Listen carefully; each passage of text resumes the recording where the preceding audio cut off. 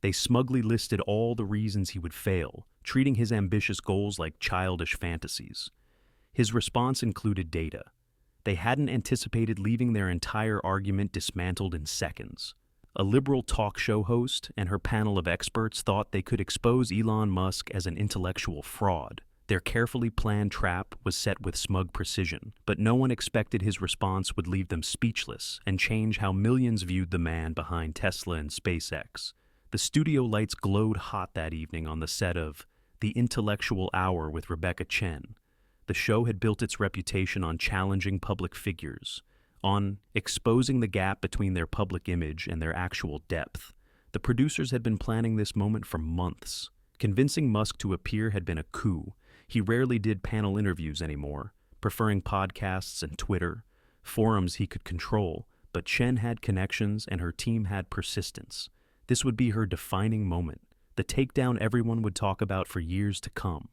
In the moments before broadcast, Chen reviewed her notes one last time, a satisfied smile playing at her lips. She had assembled the perfect panel. Dr. Miranda Jeffries, professor of engineering ethics at Columbia, with a recent book criticizing tech billionaires. Dr. James Whitman, theoretical physicist and frequent critic of what he called Musk's scientific showmanship, and Tanya Rodriguez, a Pulitzer-winning journalist known for exposing corporate misinformation, each one briefed and ready, each one eager to expose what they saw as the greatest con in modern technology. The questions had been tested, focus grouped, refined for maximum impact, designed to expose the gap between Musk's reputation as a genius and what they believed was the truth, a clever marketer who took credit for others' brilliance. They didn't just want to criticize him, they wanted to dismantle the myth, to reveal the man behind the curtain, to prove once and for all that his supposed brilliance was nothing but carefully crafted PR. Backstage, a production assistant adjusted Musk's microphone. "5 minutes, Mr. Musk," she said. Not meeting his eyes, he nodded absently, scrolling through something on his phone, seemingly unaware of what awaited him, or so they thought. Chen's producer leaned in, whispering final instructions. "Remember, let him talk himself into corners. Then Dr. Whitman will come in with the technical questions he won't be able to answer." Chen nodded, confidence radiating from her. She had interviewed presidents, prime ministers, Nobel laureates, and reduced some to stammering confusion. Musk would be her biggest trophy yet. The cameras began to roll. The audience applauded on cue. The red light blinked on, signaling they were live. "Welcome to the Intellectual Hour," Chen began, her voice practiced and smooth, "where we explore the ideas behind today's biggest headlines." She turned to camera 2, her expression shifting to one of serious journalistic purpose. "Tonight we have a special guest, a man whose companies have transformed everything from electric vehicles to space travel, from online payments to solar energy. Elon Musk joins us along with our distinguished panel." The introduction of the experts was deliberately lengthy, emphasizing their credentials, their awards, their intellectual authority. The implicit contrast was clear. Here were the real experts ready to evaluate the businessman who claimed to understand their fields. When Musk finally walked onto the set, the audience applauded politely, but without the enthusiasm they had shown for the academics. He took his seat, casual in a dark jacket, no tie, seemingly relaxed. But those watching closely might have noticed his eyes scanning the panel, taking their measure. For the first few minutes, the conversation remained cordial. Surface-level questions about Tesla's latest quarter, SpaceX's recent launch, nothing that would alert Musk to what was coming. Chen was too skilled for that. She knew the key to a successful ambush was to make the target comfortable first, to lower their defenses before striking. "So, Elon," she said during a natural pause, her tone shifting almost imperceptibly, "there's something I've always wondered." She leaned forward slightly, a signal to her viewers that the real interview was about to begin. "You're described as a genius, an innovator, a real-life Tony Stark, but your academic background is relatively modest compared to many in your field." The trap was being laid, piece by piece. 2 days at Stanford before dropping out. No advanced degrees in physics, aerospace engineering, or artificial intelligence. Yet you're making decisions that PhD scientists and engineers spend lifetimes preparing for. She let the implication hang just for a moment. How do you respond to critics who suggest your reputation for brilliant innovation might be more about marketing than actual technical genius? The audience stirred, sensing the shift. The panel members straightened, readying themselves for their roles in what was about to unfold.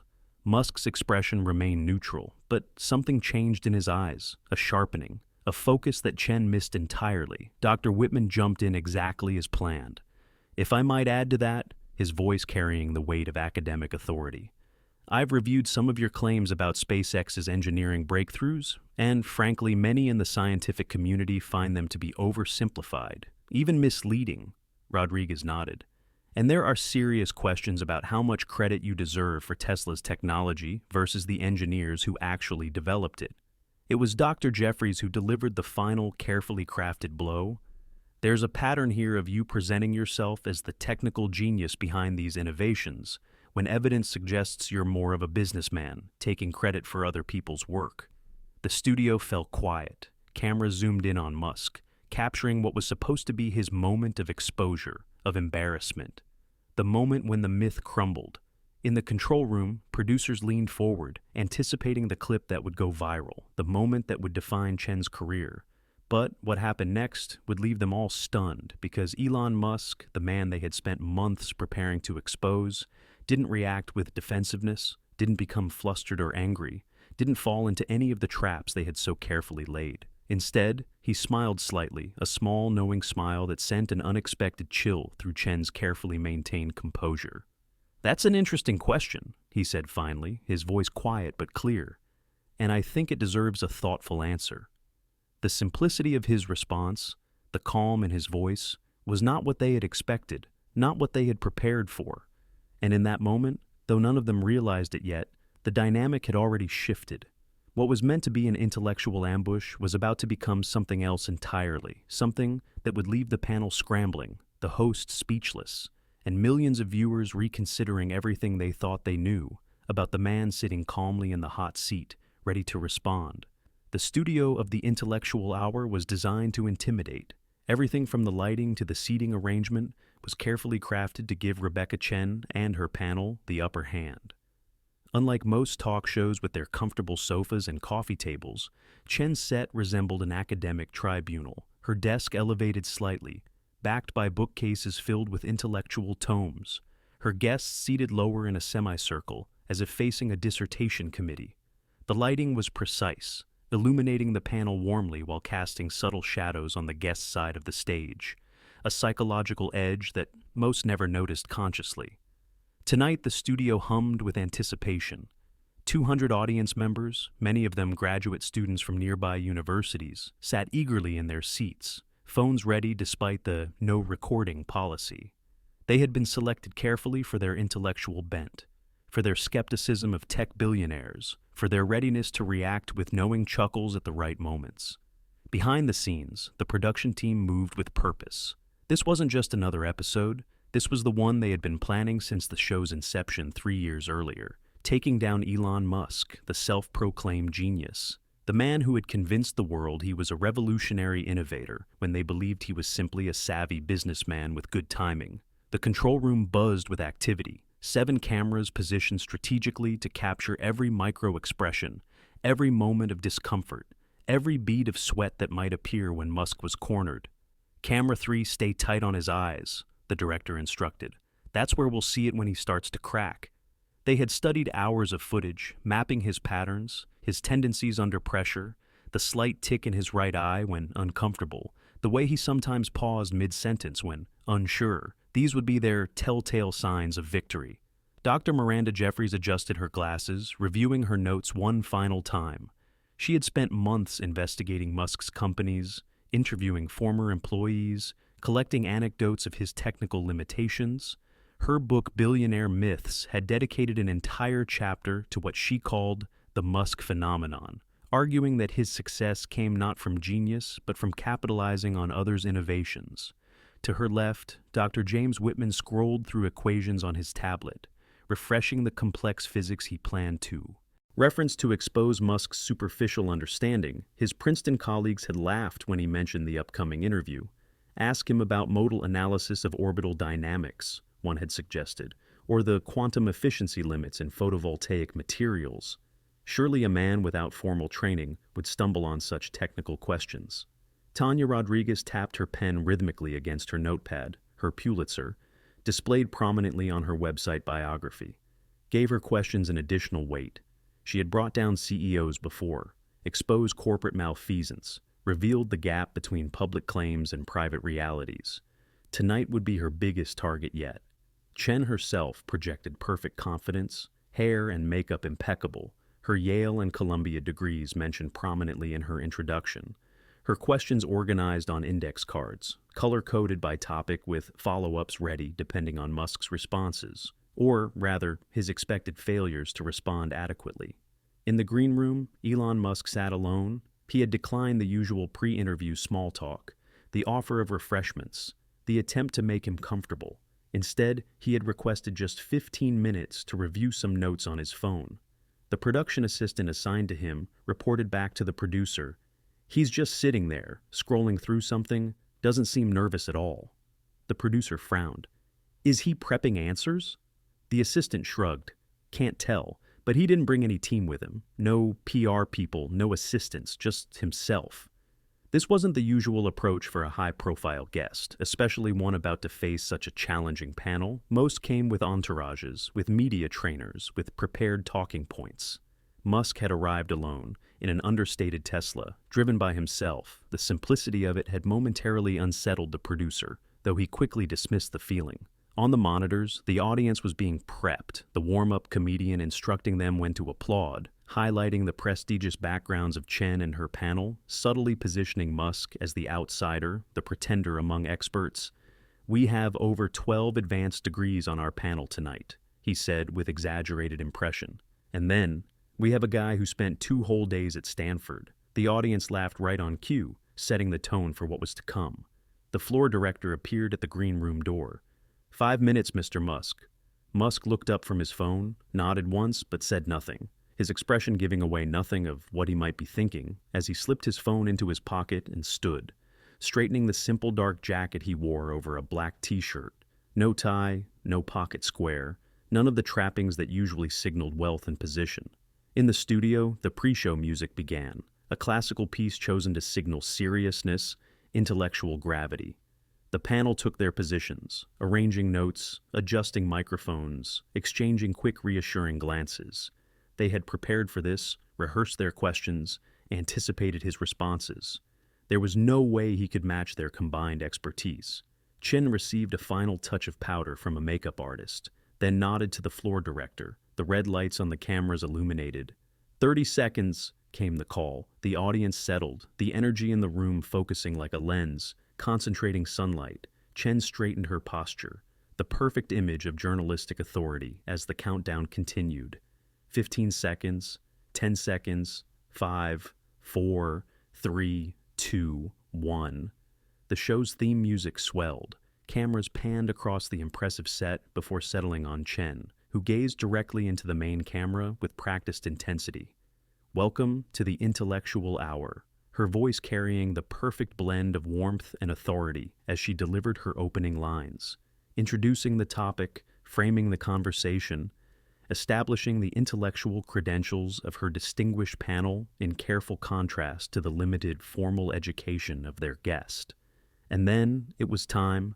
"Please welcome Elon Musk." The applause was polite but restrained, as instructed as Musk walked onto the set, cameras following his movement, the audience studying him, some with curiosity, others with barely concealed skepticism. He moved without hurry, taking his seat in the guest position, the lighting subtly highlighting the panel's faces, while leaving his slightly shadowed, a small psychological edge. He seemed not to notice, or perhaps not to care.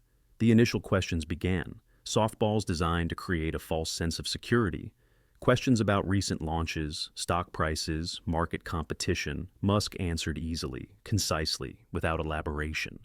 Chen exchanged a quick glance with Dr. Whitman, not quite the verbose self-promotion they had expected. But the night was young, the real questions were still to come. The audience leaned forward slightly, sensing the shift as Chen's tone changed almost imperceptibly, her posture straightening as she prepared to begin the real interview.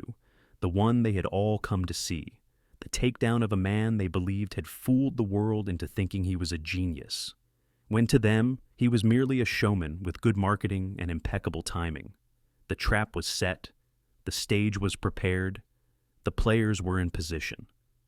What they didn't realize was that the man they planned to expose might be playing an entirely different game, one they hadn't prepared for, one they couldn't anticipate. As Chen leaned forward, eyes narrowing slightly, ready to spring the first real trap, Musk's expression remained neutral, but something flickered in his eyes, something none of the cameras caught, a quiet readiness that might have warned them, had any of them been looking for the right signs. Rebecca Chen leaned forward, her posture shifting subtly from conversational to prosecutorial.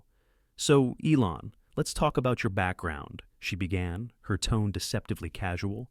"You're widely described as a genius, an innovator changing multiple industries, yet your formal education is relatively limited compared to most tech leaders."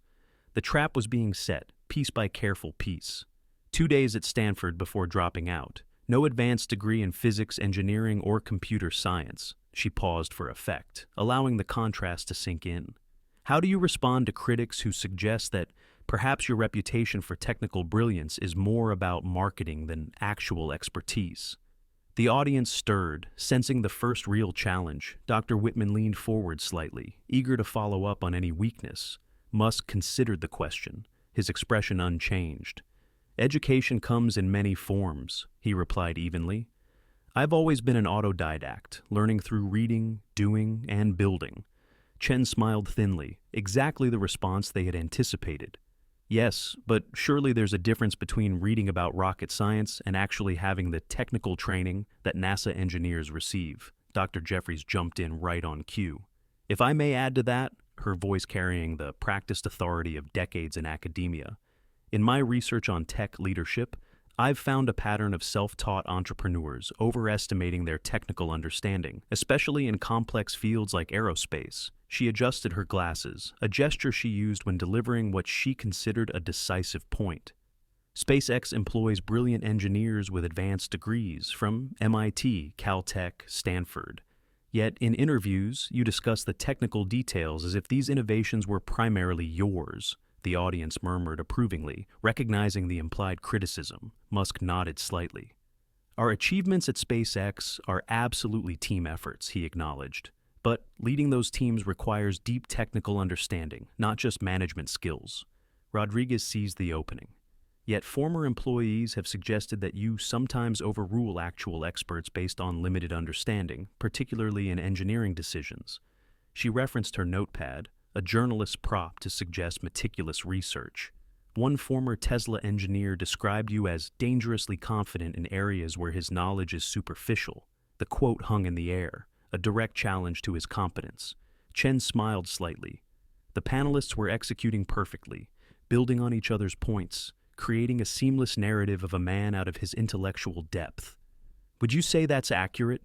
she pressed. "That your confidence sometimes exceeds your actual technical expertise?" Musk considered the question. "Confidence and competence aren't mutually exclusive," he replied, his voice still measured, still calm. "I've found that many so-called experts can be trapped by conventional thinking, by the limitations of their specialized training." Dr. Whitman scoffed audibly. "That sounds like a convenient way to dismiss those who actually understand the physics or engineering challenges when they disagree with you." He leaned forward, fingers steepled, the gesture of an academic about to deliver a lecture. "Let's take rocket engineering specifically, since you claim deep understanding there." He glanced at his notes. "You've made statements about the innovation of SpaceX's Raptor engine that many aerospace engineers consider dramatically oversimplified."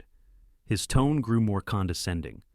"Could you explain, for instance, the specific innovations in your combustion chamber design that differentiate it from traditional rocket engines?" The question was deliberately technical, designed to expose limitations, to force either admission of ignorance or a fumbling attempt at explanation that would reveal his superficial knowledge.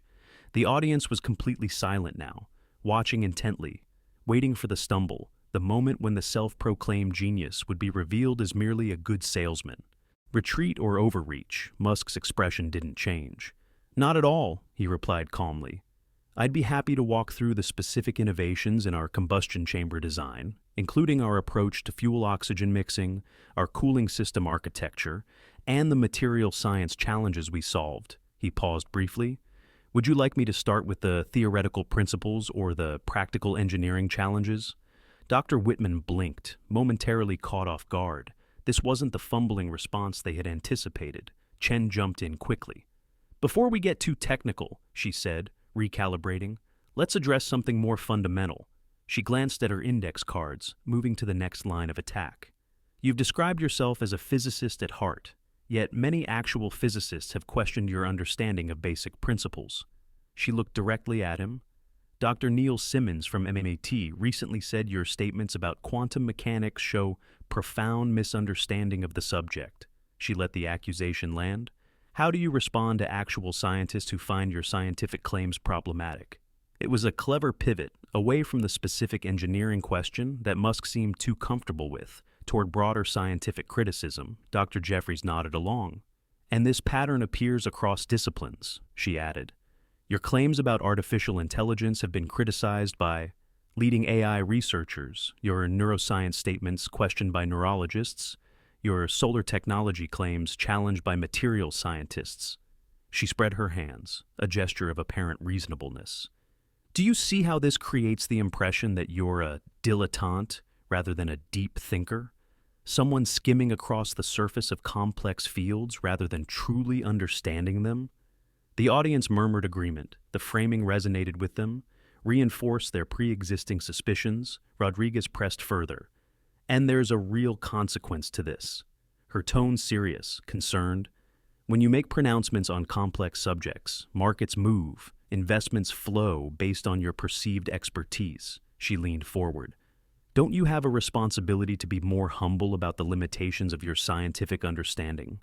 The three-pronged attack was complete. His intellectual credibility challenged, his integrity questioned, his social responsibility criticized, all at once, from three different angles.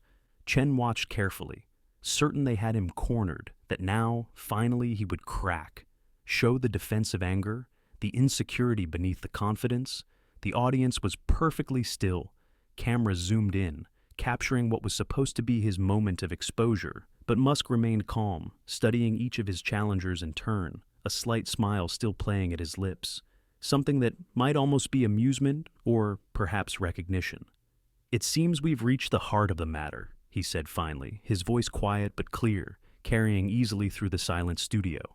And I appreciate the directness of your questions.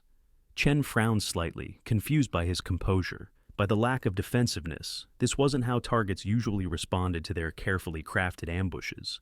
If I understand correctly, Musk continued, you're essentially asking if I'm an intellectual fraud. He stated it plainly, without anger or offense. If my understanding of physics, engineering, AI, and other fields is superficial, despite my company's successes in those areas, he looked directly at Chen. Is that a fair summary of your question? She hesitated, then nodded. Yes, essentially, she admitted. Many wonder if your companies succeed despite your involvement, not because of it. If your actual contribution is marketing and vision rather than technical innovation. Musk nodded thoughtfully. That's a perfectly reasonable question to ask. His response surprised them all. There was no defensiveness, no anger, just calm acknowledgement. And it deserves a thoughtful answer. He settled back slightly in his chair, seemingly relaxed despite being surrounded by hostile questioners. Would you mind if I took a moment to give you a complete response? Chen glanced at her producer, who nodded slightly. This was unexpected, but perhaps he was about to talk himself into a corner, give them even more material to work with. Please do, she said, gesturing for him to continue. Take all the time you need. What she didn't realize, what none of them realized, was that they had just invited him to completely dismantle their carefully constructed narrative because Elon Musk hadn't come unprepared. He had simply been waiting for precisely this moment as he began to speak. The entire dynamic of the interview was about to change in ways none of them had anticipated. For a moment, Elon Musk's gaze seemed to drift, not from uncertainty, but as if accessing memories long filed away but never forgotten. When he spoke again, his voice carried a different quality, more personal, less the CEO, more the person behind the persona. When I was 10 years old, he began, his slight accent more noticeable now, I read every book on physics in the Pretoria Public Library, not because anyone made me, but because I needed to understand how the universe works. Chen shifted slightly, confused by this unexpected direction. This wasn't the defensive response they had anticipated. By 12, I had taught myself programming, sold my first commercial software at 12, built rockets and homemade explosives, much to my mother's concern. A few chuckles from the audience, not mocking now but genuine, recognizing the universal parental worry about curious children. I wasn't trying to become successful.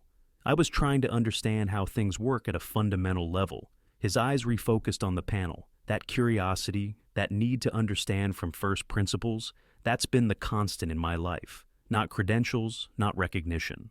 Dr. Whitman started to interrupt, but Musk continued, his voice still calm but steady. When I was considering where to focus my energy after Zip2 and PayPal, I spent months reading textbooks, scientific journals, technical manuals in 3 areas: sustainable energy, space exploration, and artificial intelligence. He leaned forward slightly. Not as a dilettante skimming the surface, but 18 hours a day, filling notebooks with calculations, with questions, with ideas. He reached for the water glass beside him, took a small sip, the studio completely silent now.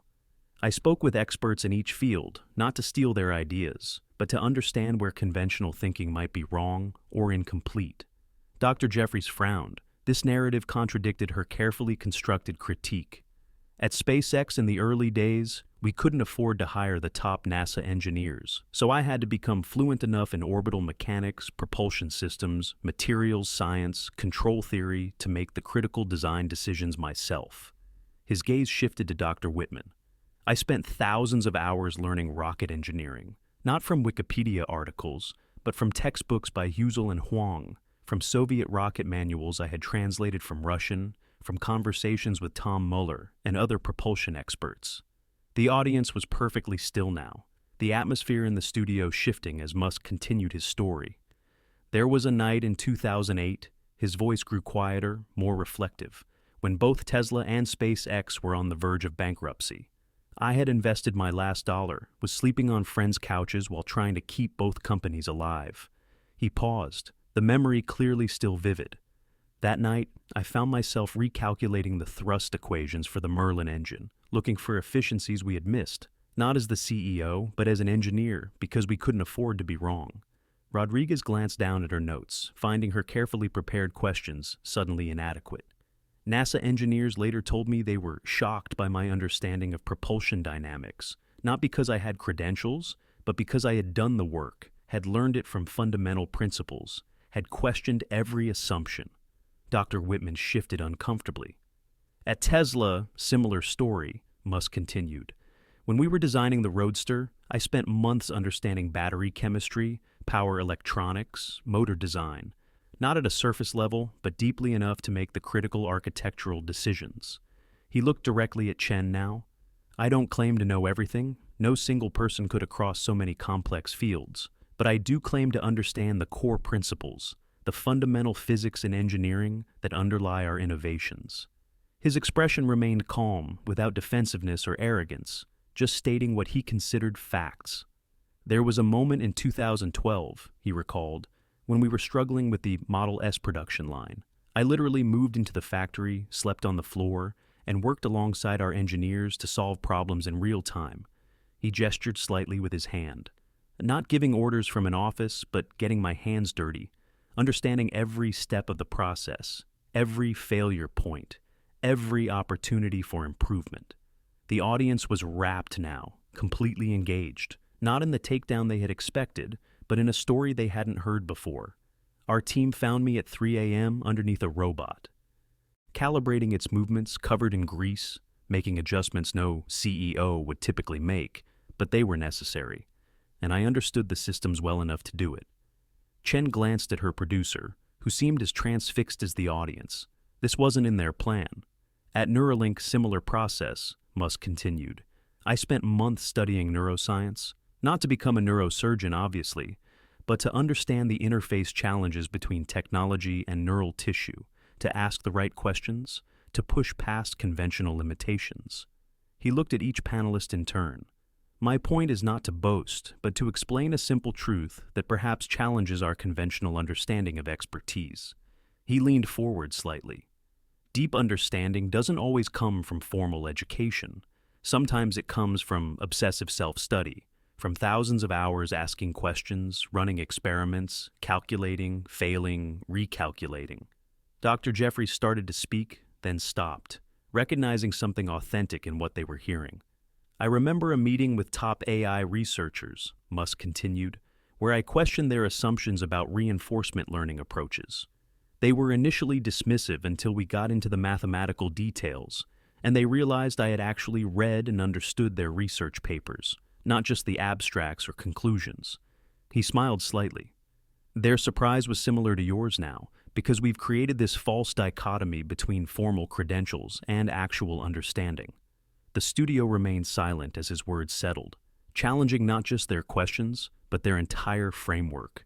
I had a professor at Penn, he said after a moment, his tone reflective again, who told me something I never forgot. He said, "Elon, you talk about physics like it's a language you grew up speaking, not something you learned in a classroom." He nodded slightly. He understood what many miss, that for some people, understanding how the universe works isn't an academic exercise.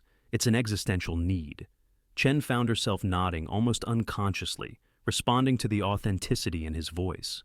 When the first Falcon rockets were failing, Musk continued, I didn't delegate the problem. I immersed myself in the data, slept at the factory, worked directly with the engineers, recalculating trajectories, burn rates, structural loads, aerodynamic stresses. He looked at Dr. Whitman. Not as a manager checking boxes, but as someone who needed to understand the physics and engineering at a fundamental level. He paused again, letting the words settle. This isn't about ego. It's about necessity. When you're trying to do things that haven't been done before, conventional expertise isn't always enough. You need to understand from first principles, need to question every assumption, need to see connections across disciplinary boundaries. The audience was completely still, many leaning forward now, including some who had come expecting to witness his humiliation. There's a difference, he said quietly, between credential-based authority and understanding-based authority, between knowing something because you were taught it and knowing something because you figured it out yourself. He looked around the studio, meeting eyes in the audience, connecting with them directly. I have profound respect for academic expertise, for the depth of knowledge that comes from specialized study. Most of my companies would be impossible without the brilliant PhDs we employ. He nodded toward the panel, acknowledging their credentials. But I've found that breakthroughs often happen at the intersection of disciplines, where specialized experts rarely venture, where someone with broader understanding can see connections others miss. As he spoke, the atmosphere in the studio continued to shift from hostile skepticism to something else entirely, something unexpected, something genuine. Chen watched as her carefully constructed narrative began to crumble, not through defensiveness or anger, but through a story that rang with authenticity, that challenged their assumptions not just about Elon Musk, but about the nature of expertise itself. And what came next would completely transform what they thought they knew about the man sitting before them. Elon Musk took a small sip of water, his gaze moving from the personal memories back to the present moment, to the panelists who had come expecting to expose him, but now found themselves unexpectedly exposed instead. So, to address your specific question about the Raptor engine's combustion chamber, he said, turning to Dr. Whitman, whose expression had shifted from smugness to something less certain. The innovation isn't simply in the chamber geometry, though that's certainly part of it. His tone changed slightly, becoming more technical but still accessible. Traditional rocket engines, including the Russian RD-180 that inspired us, use a staged combustion cycle. But with Raptor, we implemented a full-flow staged combustion cycle, something theorized for decades but never successfully built. Dr. Whitman blinked, clearly not expecting this level of detail. The engineering challenge wasn't just theoretical, it was practical. How to handle the extreme temperatures and pressures without material failure, particularly at the oxygen pump. Musk leaned forward slightly, hands moving now to illustrate the concepts. We had to redesign the turbopump bearings using a superalloy matrix that could withstand oxygen-rich conditions, something aerospace engineers had considered nearly impossible. He continued with precise technical details: fluid dynamics, calculations, metallurgical innovations, thermal management systems, all delivered with the fluency of someone who had lived and breathed these engineering challenges for years. Dr. Whitman's face transformed from skepticism to reluctant recognition as Musk described specific engineering problems that only someone deeply involved in actual rocket development would understand. The chamber pressure in Raptor exceeds 300 bar, significantly higher than any operational rocket engine, which creates both challenges and efficiencies in our propellant utilization. Musk didn't speak like someone reciting memorized talking points, but like an engineer who had personally solved these problems through years of iteration and testing. Chen glanced nervously at her producer, who stood frozen off stage. This wasn't the fumbling response they had anticipated. This was a masterclass delivered with quiet confidence and undeniable expertise. So, to answer your question directly, Musk concluded, looking at Dr. Whitman, the innovations in our combustion chamber design aren't just incremental improvements. They represent fundamental rethinking of rocket engine architecture based on first principles physics. He paused briefly. Would you like me to elaborate further on the material science challenges or the computational fluid dynamics we use to optimize the injector pattern? Dr. Whitman swallowed visibly. That won't be necessary, he managed, his voice lacking its earlier confidence.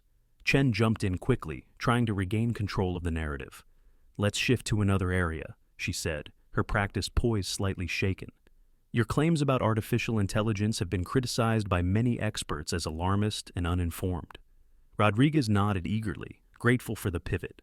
You've predicted AI developments that specialists in the field consider unrealistic, showing what many view as a fundamental misunderstanding of the technology.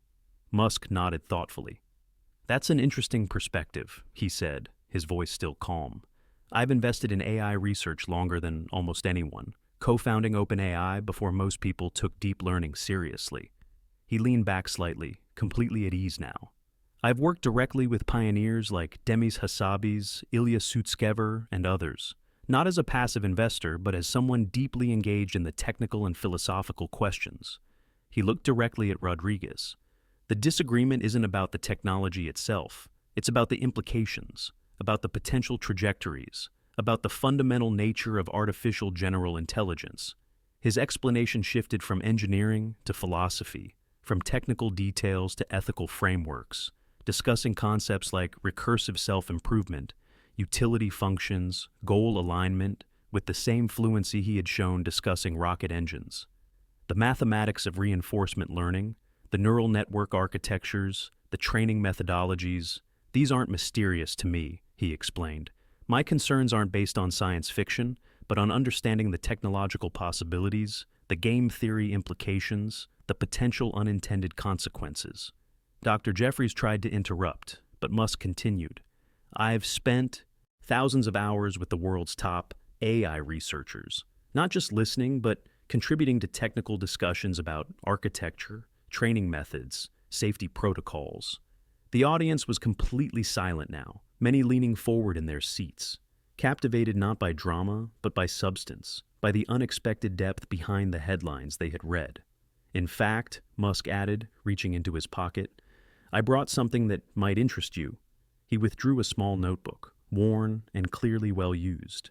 These are notes from 2015 when we were designing the first versions of GPT at OpenAI.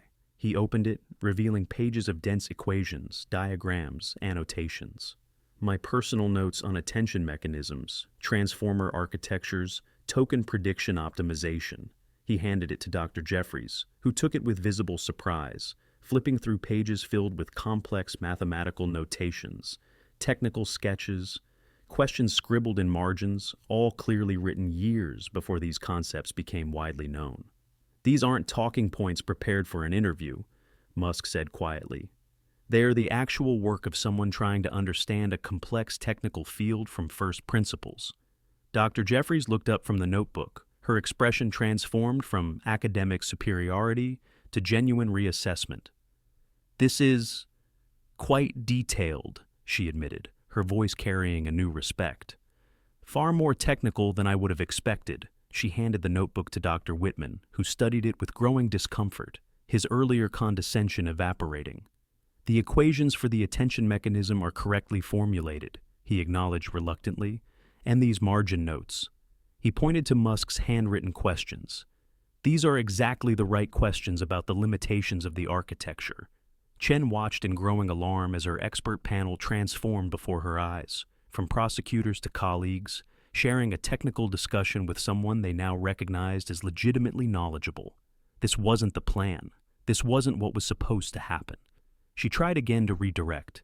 But surely you can't claim expertise across all these different fields. Her voice carried a hint of desperation now. No single person could possibly have deep understanding of rocket engineering, battery technology, solar energy, artificial intelligence, neuroscience. Musk nodded in agreement. You're absolutely right, he said, surprising them again. No one person can know everything about these complex fields, including me. He gestured toward the notebook still being examined by the panelists. What I've developed isn't comprehensive expertise in every subdiscipline, but rather a framework for understanding complex technical fields rapidly by focusing on first principles. He leaned forward, his expression thoughtful. I don't need to know every detail of battery cathode manufacturing to understand enough electrochemistry to make key architectural decisions, to ask the right questions, to identify the limiting factors. He looked directly at Chen. There's a difference between superficial knowledge for show and practical knowledge for innovation, between memorizing facts and understanding principles. The audience stirred, many nodding in agreement. Rodriguez studied her notes, finding her prepared questions suddenly inadequate, irrelevant to the conversation that was actually taking place. Let me show you something else, Musk said, pulling out his phone. This is an engineering problem we solved last month at SpaceX. He handed the device to Dr. Whitman, displaying complex simulation results. This is the computational fluid dynamics model for our Starship heat shield, solving for re-entry plasma dynamics at hypersonic velocities. Dr. Whitman studied the screen, his expertise in physics allowing him to recognize the sophistication of the work. These simulations are impressive, he admitted, scrolling through the data. Who developed this model? Musk smiled slightly. The team built the simulation framework, but these specific parametric variations, the boundary conditions, the turbulence modeling adjustments, those were my contributions last Sunday afternoon. He said it without boasting, simply stating a fact. I still spend about 70% of my time on engineering and design, not on being a CEO. Chen watched in growing disbelief as her carefully orchestrated exposure transformed before her eyes into something entirely different. The energy in the studio had shifted completely, from anticipation of a takedown to genuine fascination, even admiration. The producer was signaling frantically from offstage, unsure whether to cut to commercial or let this unexpected moment continue. But Chen hardly noticed. She was too busy watching her expert panel, her intellectual authorities, engage with Musk not as a fraud, but as a peer, as someone who spoke their language, understood their fields, asked the right questions. It wasn't supposed to be this way, but there was no denying what was happening before her eyes. Dr. Jeffries handed the notebook back, her expression completely transformed. I think perhaps, she said quietly, we've been asking the wrong questions. Musk accepted the notebook, slipping it back into his pocket. Perhaps, he agreed, without triumph or condescension. The right question isn't whether I have degrees or formal credentials, but whether I understand enough to make meaningful contributions, to lead teams of brilliant specialists, to see connections they might miss, to push beyond conventional limitations. He looked around at the panel, at Chen, at the audience beyond. And that question can only be answered by the results. Chen realized in that moment that everything had changed. What had begun as an ambush had become something else entirely, something none of them had expected. A genuine conversation about the nature of knowledge itself, about different paths to understanding, about what it means to truly know something. And what happened next would leave everyone in the studio rethinking their assumptions, not just about Elon Musk, but about expertise itself. The studio sat in stunned silence as the impossible unfolded before them. The The panel of experts assembled to expose Elon Musk's limitations now sat in a circle of quiet respect, nodding along as he explained complex technical concepts with undeniable fluency. The audience, too, had transformed from skeptical academics ready for blood to captivated listeners, many leaning forward in their seats, others furiously taking notes.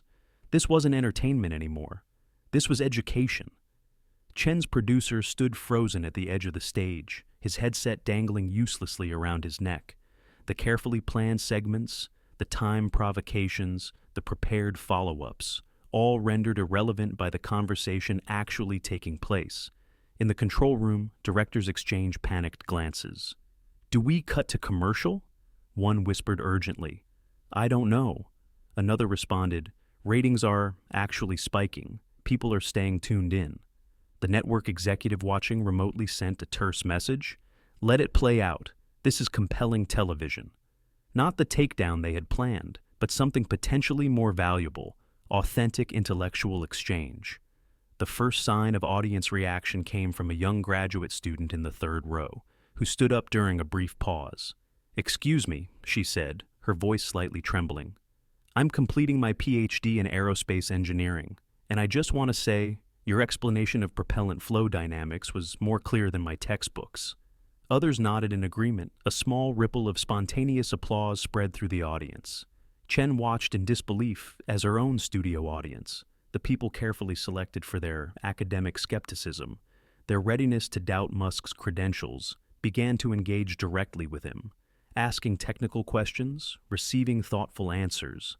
Dr. Whitman's transformation was perhaps the most remarkable. The physicist who had arrived with barely concealed contempt now leaned forward, engaged in genuine conversation. "Your approach to the turbopump design problem is unorthodox but elegant," he admitted, his tone completely changed. "Many of us in traditional aerospace wouldn't have considered that solution path." Musk nodded. "Orthodoxy can be the enemy of innovation," he replied without arrogance. "Sometimes you need fresh eyes to see past conventional limitations." Dr. Jeffries set aside her notes entirely, the prepared criticisms forgotten. "I have to admit," she said with remarkable candor, "I came here expecting something quite different." A murmur of agreement rippled through the audience. "I think many of us did." She gestured to the notebook Musk had shared earlier. "Those AI research notes, they show a depth of engagement that contradicts the public narrative about your technical understanding." Musk smiled slightly. "Narratives often simplify what's inherently complex," he said.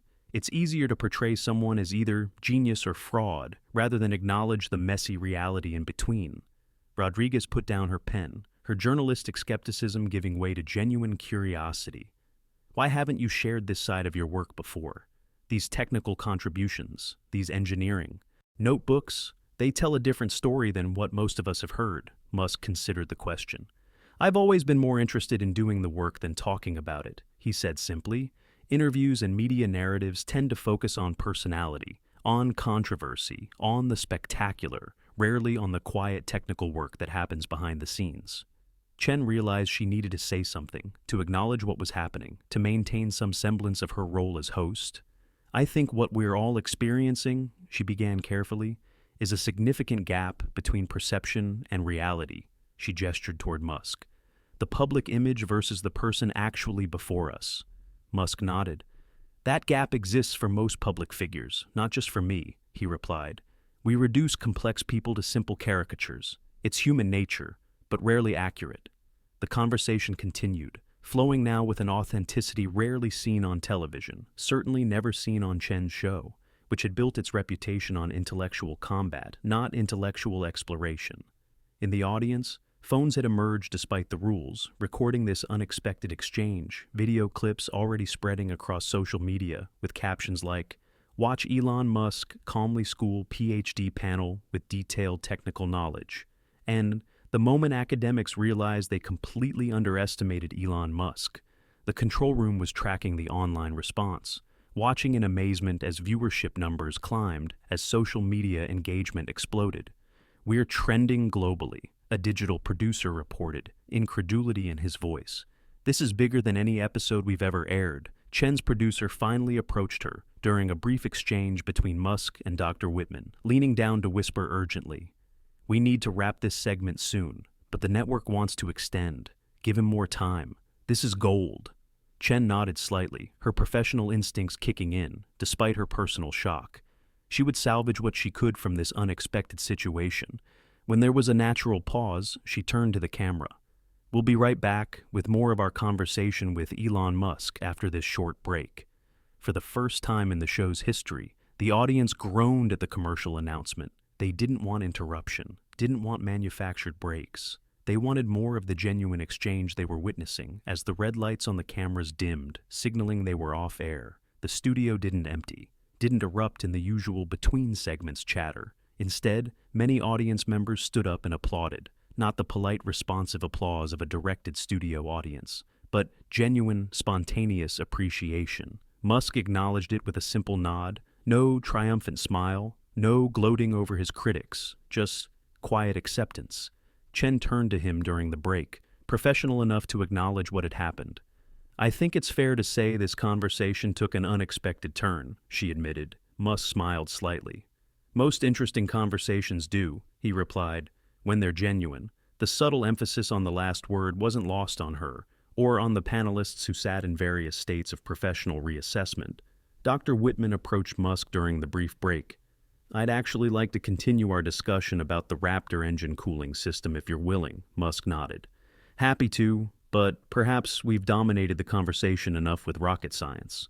He glanced at the audience, many of whom were watching intently even during the break. There seemed to be other questions out there.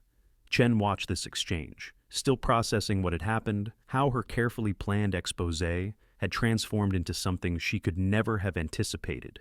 In the green room, network executives had gathered, watching the monitors with stunned expressions. "Cancel the second segment," the programming director ordered. "Extend this conversation, give them more time. This is the most authentic thing we've aired in years." His assistant nodded, already typing rapidly on his tablet.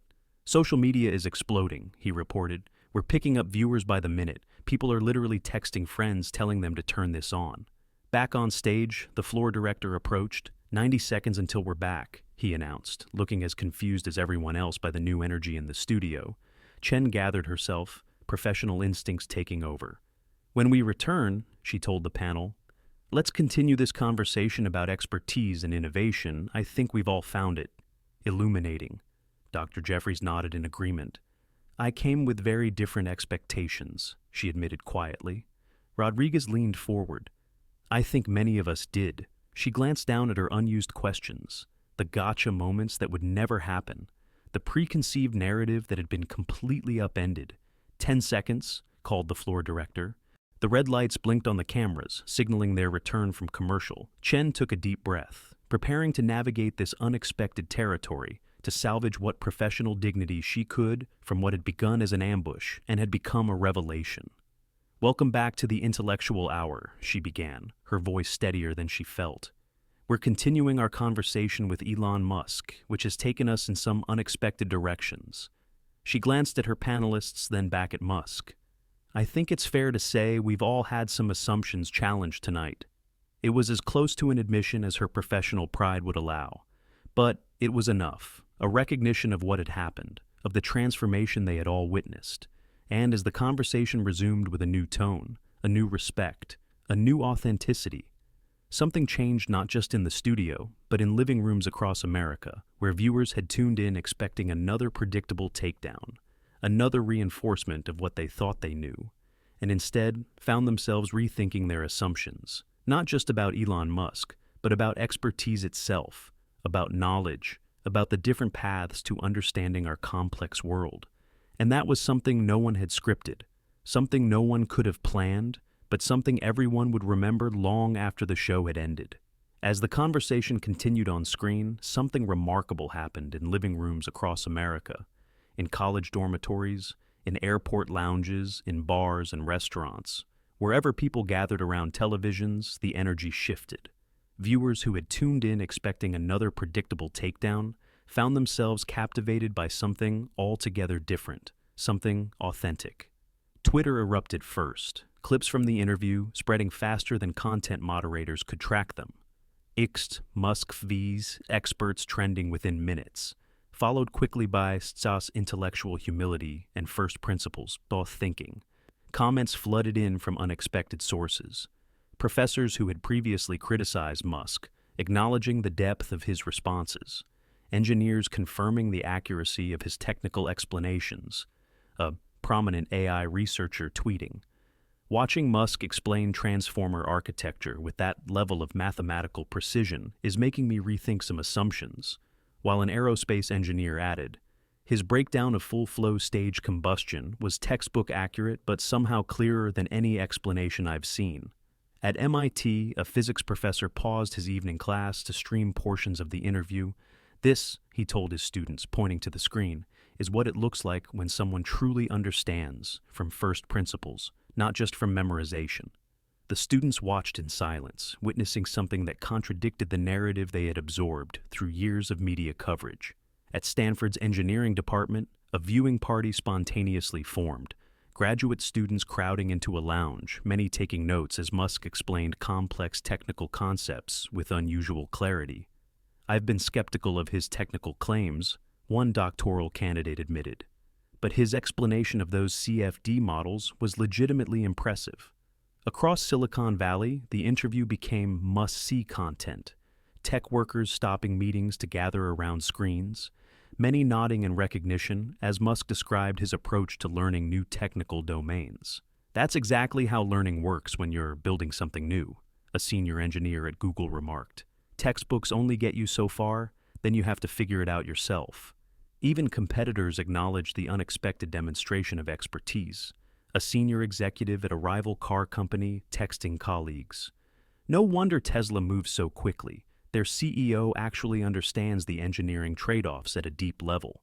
In newsrooms across the country, editors scrambled to adjust their framing as clips from the interview contradicted years of established narratives about Musk's technical background. "We need to revisit our coverage," one editor told his team. "This doesn't align with how we've characterized his expertise." At educational institutions, the interview was already being incorporated into next week's curriculum. At Harvard Business School, a professor emailed colleagues, "This is a case study in different paths to expertise, in the limitations of credentialism, in leadership that bridges technical and strategic thinking." By midnight Eastern Time, viewership data showed something unprecedented. People were finding and streaming the interview in numbers that broke platform records. Comment sections filling with variations of, "I've never seen anything like this on television. This is what genuine expertise looks like. Why can't we have more conversations like this?" A media studies professor explained the phenomenon to her late-night class. "What we're witnessing is the power of authenticity in a media landscape built on performance. Genuine knowledge stands out because it's become so rare." In Washington, D.C., policy advisors exchanged messages about potential implications. "If his technical understanding is this deep, maybe we should reconsider some of our assumptions about his companies." Even political commentators, normally quick to fit everything into partisan frameworks, found themselves at a loss. "This transcends the usual categories," one admitted on a late-night broadcast. "It's not about left or right, it's about depth versus superficiality, about understanding versus credentialism." At rival networks, emergency production meetings convened. "How do we respond to this?" one executive demanded. "It's completely changed the conversation," a producer shook his head. "We can't just go back to the same narratives, not after people have seen this." By morning, the wider impact was becoming clear. Academic journals were receiving submissions, analyzing the interview's implications for expertise, innovation, and education. Tech forums were filled with discussions about first principles thinking, about different paths to mastery, about the relationship between formal education and practical knowledge. Chen herself woke to find her social media flooded, not with the usual partisan reactions, but with thoughtful reflections on what the interview revealed about media, expertise, and intellectual humility. "Last night changed how I think about what we do," one viewer wrote. "It showed the difference between performing intelligence and actually demonstrating it." Dr. Whitman gave an interview to his university newspaper, showing remarkable candor. "I came with certain assumptions about Musk's technical understanding, and I was simply wrong," he admitted. His grasp of physics principles, of engineering challenges, of design trade-offs was genuinely impressive. Dr. Jeffries faced similar questions as students cited the interview in challenging some assertions in her book about tech leaders. Academic inquiry requires us to revise our views when presented with new evidence, she told her class, and what we saw last night is certainly new evidence. At SpaceX headquarters, employees exchanged knowing glances as media coverage exploded. "We've been trying to tell people for years," one engineer commented. "He's not just the money guy or the vision guy, he's deeply involved in the technical decisions." Another nodded. "Remember that time he spotted the flaw in our control system calculations that all of us had missed? That's the guy we saw on TV last night." Tesla's engineering team experienced similar vindication. "The public is finally seeing what we see," their chief vehicle engineer remarked, "someone who understands both the technical details and the big picture." But perhaps the most significant impact was happening in classrooms, where teachers were already using clips from the interview to discuss different types of learning, different paths to understanding. "Not everyone needs a PhD to contribute," a high school science teacher told her students, "but everyone needs curiosity, persistence, and first principles thinking." Education forums lit up with discussions about the implications. Are we overvaluing credentials and undervaluing demonstrated knowledge? One thread asked, gathering thousands of responses. Parents reported conversations with children about different ways of learning, about questioning assumptions, about intellectual humility. "My daughter wants to be an engineer," one mother wrote, and seeing someone explain complex concepts with such clarity was inspiring to her. Universities faced questions about the balance between theoretical knowledge and practical application, between specialized expertise and interdisciplinary understanding. "This interview challenges us to rethink how we evaluate knowledge," a dean of engineering admitted. "Credentials matter, but they're not everything." Journalists who had covered Musk for years found themselves revisiting assumptions that had shaped their reporting. "I think we've been asking the wrong questions," a technology reporter acknowledged in a surprisingly candid podcast appearance, focusing on his tweets, his personality, rather than the substance of his work. Even Chen was rethinking her approach to intellectual discourse as she watched viewership numbers continue to climb. As substantive think pieces replaced the gotcha headlines she had expected, the programming director called with unexpected news. "Last night was our highest-rated episode ever, and the network wants to explore a new format based on what happened." She listened in surprise as he outlined a vision for more authentic intellectual exchange, less confrontation, more exploration, less gotcha, more genuine curiosity. "People are hungry for substance," he explained, "for conversations that actually go somewhere, that illuminate rather than inflame." Across America, in universities and workplaces, in online forums and dinner tables, the conversation continued, not about who won or lost, not about politics or personalities, but about knowledge itself, about expertise and innovation, about the different paths to understanding our complex world. Something had shifted, perhaps subtly, perhaps temporarily, but undeniably, the interview had struck a chord, had revealed an appetite for substance over spectacle, for authentic understanding over credential-based authority. And as clips continued to spread, as viewership numbers climbed, as discussions deepened, it became clear that what had happened wasn't just a viral moment, wasn't just a clever response. It was a window into something essential, something many had forgotten in our credential-obsessed culture, that true understanding doesn't always come with degrees, doesn't always speak in academic language, but reveals itself undeniably when tested, when challenged, when given the space to demonstrate what it actually knows. 1 week after the interview that changed conversations across America, Elon Musk sat in his office at SpaceX, reviewing rocket engine designs much as he had done before the media storm, the viral clips, the endless commentary. A young engineer entered, tablet in hand, hesitating slightly at the threshold. "Come in," Musk said, looking up from the schematics. "I wanted to thank you," the engineer said, voice slightly nervous, "for what happened on that show." Musk raised an eyebrow, questioningly. "My parents finally understand what I've been telling them about working here," the engineer explained. "They thought I was exaggerating about your technical involvement, but after seeing that interview, they get it now." Musk nodded, a small smile touching his lips. Glad it helped, he said simply before returning to the designs. The moment was brief, but it captured something essential about what had happened. How a single authentic exchange had shifted perceptions, not through carefully crafted messaging, but through genuine demonstration. Across the country, similar conversations were taking place. In classrooms where teachers were using clips from the interview to discuss different types of intelligence, different paths to expertise, different ways of understanding our complex world. The most important thing we learned, a high school physics teacher told her students, isn't about rocket engines or AI, it's about how knowledge actually works.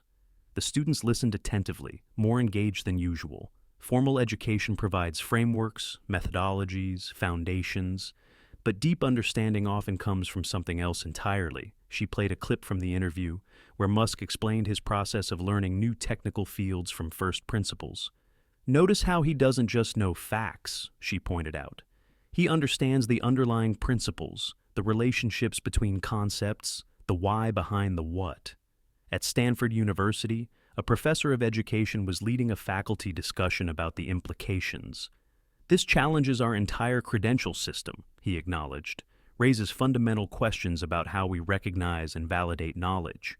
His colleagues nodded, some uncomfortable with the implications, others energized by the possibilities.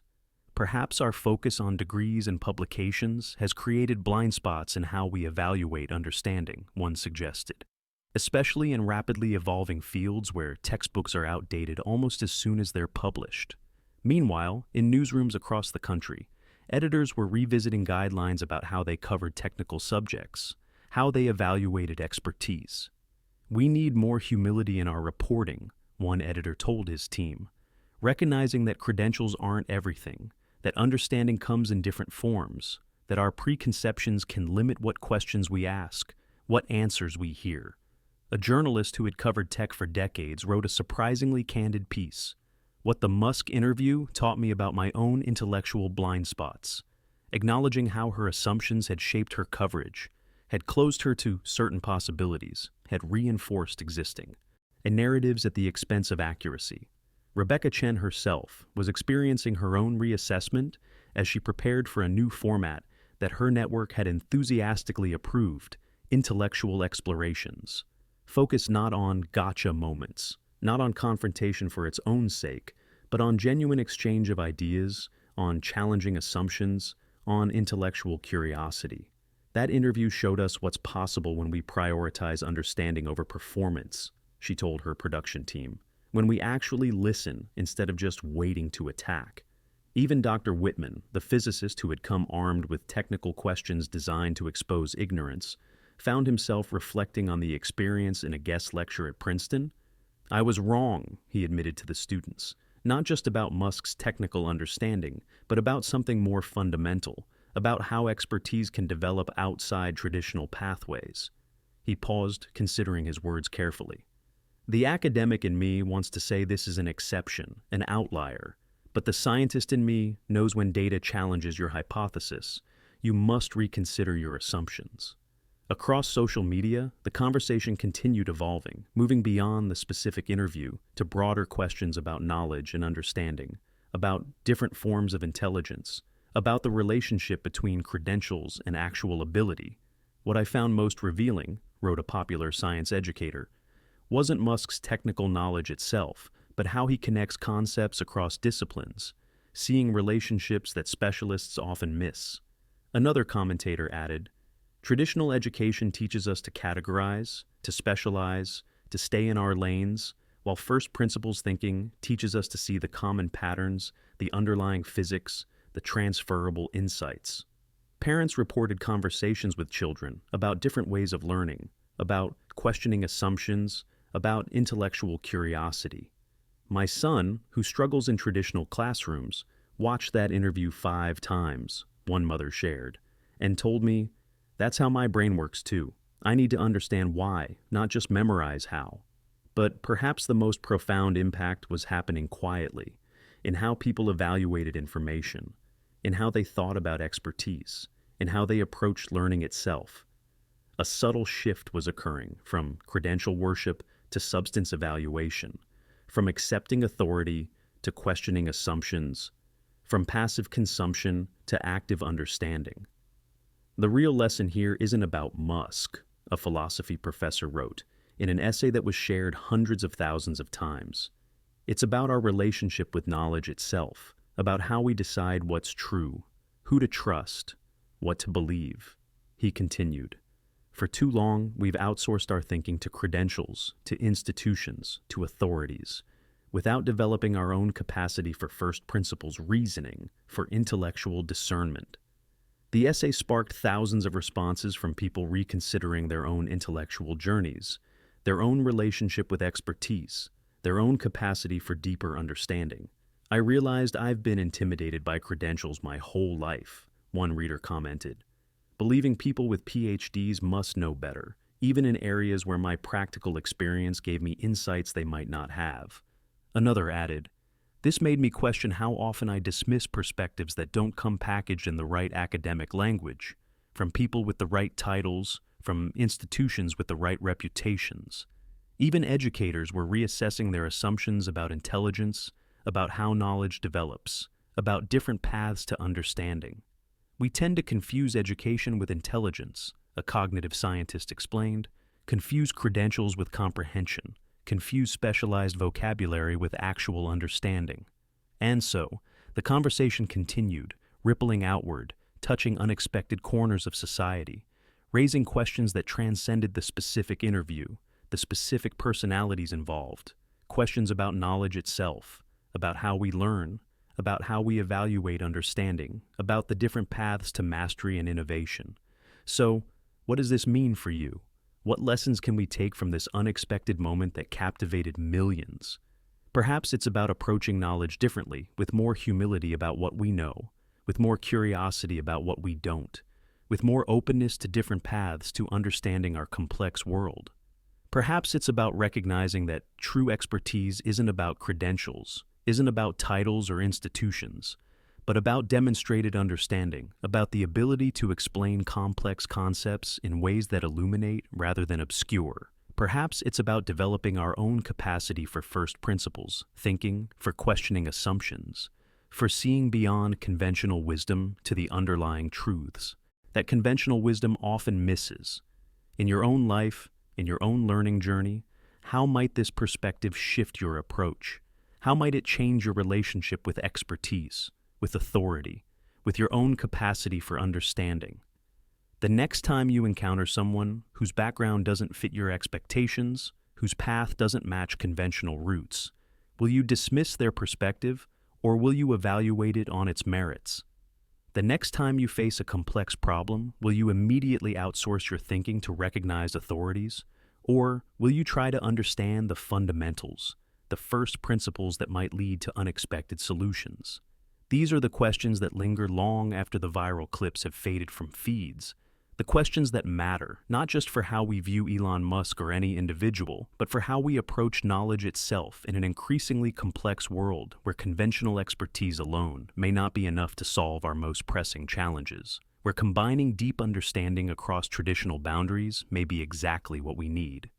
The interview reminded us of something essential, something we perhaps always knew but had forgotten in our credential-focused culture, that understanding comes in many forms, that curiosity matters more than conformity, that what you actually know will always matter more than where or how you learned it. If this story inspired you to think differently about expertise, about learning, about knowledge itself, don't just like and subscribe, though we certainly appreciate that too, but take that inspiration into your world. Question your assumptions, pursue understanding, not just information, and remember that the most powerful intellectual tool isn't a degree or a title, but the capacity to think from first principles, to see what others miss, to understand deeply rather than simply memorize broadly. That's the real lesson of the interview that shocked a studio, changed a conversation, and reminded millions of viewers what genuine understanding actually looks like in a world too often satisfied with its counterfeits.